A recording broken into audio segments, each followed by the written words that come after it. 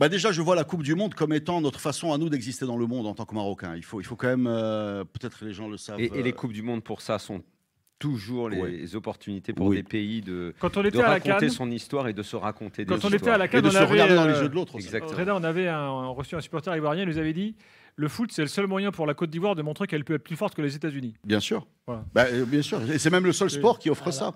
Tu sais que l'hymne marocain a été écrit pour la Coupe du Monde 70. Ah bon? Il n'y avait pas de paroles. Je parle des paroles, mais parce que ce qu'on chante aujourd'hui, ça a été écrit parce que le roi de l'époque, Hassan II, avait conscience de la vitrine que ça offrait au Maroc et il voulait qu'il y ait des paroles. Est-ce que tu sais, par exemple, donc le Maroc est-ce que peu de gens savent que l'Afrique a boycotté la Coupe du Monde 66? Parce qu'en 62, le Maroc est sorti des poules africaines, unique représentant de l'Afrique. Il y avait un barrage contre l'Espagne qu'ils perdent. On parle d'Espagne de 62, c'est le Real de l'époque qui ont gagné plus de Ligue des Champions qu'il y en a en jeu, quoi. Et en vérité, pour protester contre cette demi-place, ils boycottent 66 et en 70, ils ont l'Afrique a une place que prend le Maroc. Le Maroc est aussi le pays qui va demander plus de Coupe du Monde que de Cannes. Ça veut dire quelque chose. Regarde par exemple par rapport à l'Égypte, qui a une véritable tradition africaine, qui a plein d'étoiles sur son maillot de Coupe d'Afrique des Nations, qui a dès le début mis le paquet sur les Coupes d'Afrique, abrité le siège de la CAF, et qui a une tradition de foot africain qui se voit sur son maillot. Ben nous, c'est la Coupe du Monde. On a demandé plein de Coupes du Monde. On en a refusé plein, et celle-là qui se présentait très belle, je suis très content. Et ce moment, Liamer pouvait embrasser la tête de Pépé qu'en Coupe du Monde, quoi.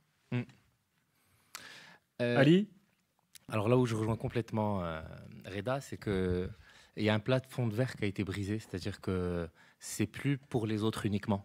Et on ne parle pas d'une demi-finale de Coupe du Monde, non, on parle d'une organisation de Coupe du Monde. Et on peut faire des liens avec ce que vit le Maroc, plus généralement, dans sa vraie dynamique. Il y a une vision royale pour beaucoup de secteurs. Aujourd'hui, on fabrique des avions. On aurait pu dire aux Marocains il y a 40 ans, vous allez fabriquer 80% d'un Airbus ou d'un Boeing. On vous aurait rayonné. Sauf que l'État, depuis 15 ans, a mis le cadre législatif, fiscal, formé les gens, etc. Pour ça, on y arrive. Donc, en fait, il y a beaucoup de choses qui ne sont plus aujourd'hui l'apanage des autres uniquement. Et donc, on brise. Donc, si on arrive à le faire dans le foot, dans les avions, dans l'automobile, dans tout ce que vous pouvez imaginer, et chercher des premières places mondiales, c'est des verrous psychologiques qui sautent. Et tout le leadership du Maroc, encore une fois, et là encore, c'est aussi beaucoup une vision royale, c'est de dire aux Africains aussi, on va tous faire le voyage ensemble. Et dans le foot comme dans le reste. Oui, d'ailleurs, ça colle avec la stratégie de la Fédé, des liens sud-sud, quoi. Complètement. On reçoit les autres pays africains s'il y a fait, besoin d'infrastructures, de formation, de cadres, D'ailleurs, d'entraîneurs. au centre technique, là, je crois qu'il y a plein de sélections qui viennent pour préparer des matchs. Il y a un vrai cadre. Il y a 11 équipes qui jouent pendant cette trêve internationale, mais c'est le cas depuis plusieurs années. Moi, à titre personnel, je couvre l'équipe du Maroc, mais plusieurs sélections africaines qui jouent à Oujda, Mohamedia, El Jadida, etc. Je voulais revenir sur la Coupe du Monde, parce que c'est comme ça qu'on s'est rencontrés. Le Maroc se qualifie, je viens plusieurs fois sur RMC, je passe dans plusieurs médias français, et je me rappelle que je prenais un malin plaisir à mettre ma tenue du Maroc pour aller voir d'autres matchs, Brésil, Corée du Sud, Portugal, Ghana, et les supporters, mais vraiment, se prenaient en photo parce que je portais la tenue du Maroc. Mais ça dépasse le foot comme il y a un élan de sympathie mondiale. Énorme. Parce qu'en fait, quand on regarde le foot des nations, on perd peut-être en qualité, on est tous d'accord, hein, on n'est pas dans... Mais par contre, on gagne en passion.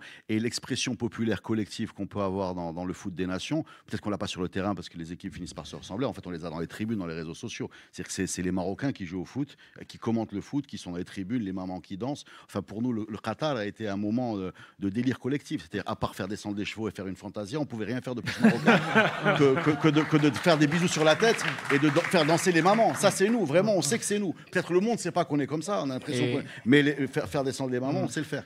Juste une chose aussi sur la puissance un peu symbolique du foot. Tu as évoqué rapidement l'histoire. Oui, l'histoire du Maroc, c'est l'histoire d'une confrontation entre le Nord et le Sud, entre des puissances chrétiennes, en particulier ibériques, qui poussent, qui prennent les côtes, qui se font repousser, qui arrivent, qui reviennent. L'Andalousie, on connaît tout ça, et qui finit en 1912 par le protectorat. Donc en vérité, battre l'Espagne et le Portugal et s'incliner en demi-finale contre la France, ça ressemble à l'histoire du Maroc.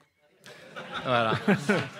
Et dans le même temps, juste pour continuer sur cette portée du foot et le thermomètre que ça peut être en Afrique, pour vous donner un peu peut-être l'origine un peu aussi de cette ferveur-là, c'est qu'il ne faut pas entendre le foot comme il peut se vivre dans d'autres pays ou dans d'autres continents plus intégrés, où on peut facilement prendre un train de Lyon, d'aller à Turin, regarder son match contre la Juve et revenir à Lyon. Ça ne se passe pas comme ça.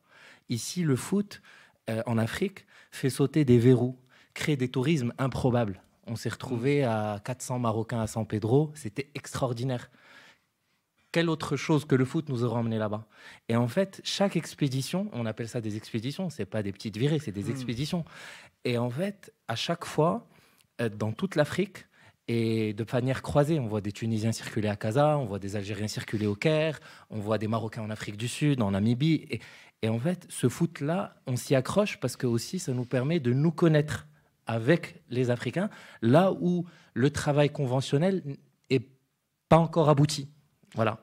Et cette ferveur vient de là aussi. Et il y a une soif de connaître. Il fallait voir l'accueil qu'on nous a réservé les Ivoiriens, on ne l'oubliera jamais. Ouais. Des souvenirs incroyables qui ont été...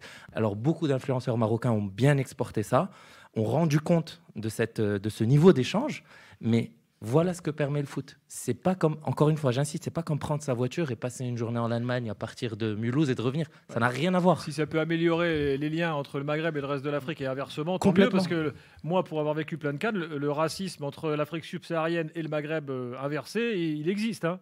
Ou il a existé en tout cas. Pendant la je l'ai constaté. Ouais, ah oui. On peut voir les choses de deux façons. Effectivement, il va y avoir des tensions. Malheureusement, moi je suis musicien, donc je fais des concerts évidemment dans le continent. Et effectivement, malheureusement, tu te rends compte que souvent les seuls contacts qu'on a avec le reste de notre continent, c'est des contacts qui sont naturellement, d'opposition, vu qu'il y a quelqu'un qui va prendre 3 points et un qui va les perdre. Mais en réalité, malgré ça, ça a quand même été un trait d'union, y compris dans les situations politiques difficiles, entre tous les pays d'Afrique. Et finalement, c'est ce que je retiens. C'est-à-dire qu'on va se rencontrer. Peut-être que ça ne va pas bien se passer, mais il se pouvait même qu'on ne se voit jamais. Donc regardons les choses comme ça aussi. Disons-nous qu'on a quelque chose à partager, quoi.